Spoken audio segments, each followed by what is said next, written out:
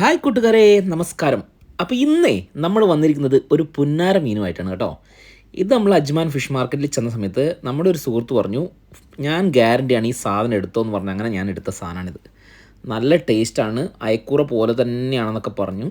സംഭവം നമ്മൾ കൊണ്ടുവന്നു, ഒരെണ്ണം അങ്ങോട്ട് പൊക്കി. ഏകദേശം ഒരു 2 കിലോ ഉള്ള തൂക്കമുള്ളൊരു സാധനമാണിത്. ഓക്കെ, കട്ടിങ്ങൊക്കെ ഞാൻ വീട്ടിൽ നിന്ന് തന്നെയാണ് ചെയ്യാറ്. അപ്പോൾ നമുക്കിതൊരു വൈബാണല്ലോ. നമ്മൾ ഈ സാധനം നല്ല അടിപൊളിയാക്കി ക്ലീൻ ചെയ്ത്, ഇതിന് തൂളി അത്യാവശ്യം തൂളിയുണ്ട് കേട്ടോ. പക്ഷെ തൂളിയൊക്കെ അങ്ങോട്ട് പൊളിച്ച് കഴിഞ്ഞാൽ മൊത്തം അങ്ങോട്ട് ഇതാക്കി കഴിഞ്ഞാൽ സംഭവം സെറ്റാണ്. വേറെ ഇതിൽ സീനൊന്നുമില്ല. സംഭവം നല്ല അടിപൊളിയായിട്ട് കിട്ടിയിട്ടുണ്ട് കേട്ടോ. നല്ല അടിപൊളി ഫ്രഷ് എന്ന് പറഞ്ഞാൽ ഫ്രഷ് സാധനം. ഓക്കെ, അത് ഈ മുറിക്കുമ്പോൾ തന്നെ അതിൻ്റെ ആ ഒരു ബ്ലഡും കാര്യങ്ങളൊക്കെ കാണുമ്പോൾ തന്നെ മനസ്സിലാവുന്നുണ്ട്.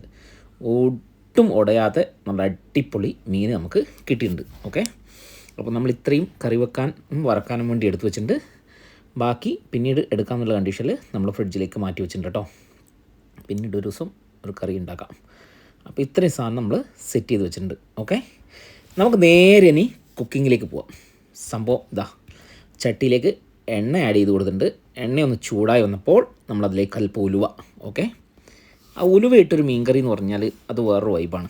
നേരെ അതിലേക്ക് ഇഞ്ചി വെളുത്തുള്ളി ചെറുതായി അരിഞ്ഞു വെച്ചത് നന്നായി ഒന്ന് വഴറ്റിയെടുക്കുക. ഓക്കെ, അതിൻ്റെ ആ ഒരു പച്ച മണമൊക്കെ മാറുന്നവരെ നമ്മളൊന്ന് കാത്തിരിക്കേണ്ടതായിട്ടുണ്ട് കേട്ടോ. അപ്പോൾ സംഭവം ഏകദേശം സെറ്റായിട്ടുണ്ട്. നമ്മളിതിലേക്ക് സവോള ആഡ് ചെയ്ത് കൊടുക്കണം കേട്ടോ. നല്ല അടിപൊളിയായിട്ട് മീഡിയം 2 സവോളയാണ് ഞാൻ എടുത്തിട്ടുള്ളത്. ഇത് നന്നായി ഒന്ന് മിക്സ് ചെയ്ത് കൊടുക്കുക. അതിനുശേഷം ആവശ്യത്തിന് ഉപ്പും കൂടി ചേർത്ത് നമുക്ക് ഈ സാധനം ഒന്ന് കവർ ചെയ്ത് വെക്കണം കേട്ടോ. അപ്പോൾ ഇതാ ഗൈസ്, ഏകദേശം നല്ല അടിപൊളിയായിട്ട് വഴന്നു വന്നിട്ടുണ്ട്. ഇതിലേക്ക് മഞ്ഞൾപ്പൊടി, മുളക് പൊടി, കാശ്മീരി മുളക് പൊടി, അല്പം കുരുമുളക്, ഇത്രയും മാത്രമേ പൊടികൾ കൊണ്ടും നല്ല അടിപൊളിയായിട്ട് മിക്സ് ചെയ്തതിന് ശേഷം അല്പം വെള്ളം ഒഴിച്ചു കൊടുത്തു. അതിലേക്ക് തക്കാളി, പച്ചമുളക്, ഇത്രയും സാധനങ്ങളും കൂടി ഇട്ട് കൊടുത്തിട്ടുണ്ട് കേട്ടോ. സംഭവം ഇതാ ഇതേപോലെ ഏകദേശം നല്ല മിക്സ് ചെയ്തതിന് ശേഷം നമ്മൾ ഈ സാധനം തിളപ്പിക്കാൻ വെച്ചിട്ടുണ്ട്. ഏകദേശം ഒരു 10 മിനിറ്റ് കഴിഞ്ഞപ്പോൾ തിളച്ച് നല്ല അടിപൊളിയായി വന്നിട്ടുണ്ട്. അതിലേക്ക് ഒരു 3 കഷ്ണം കുടംപുളി.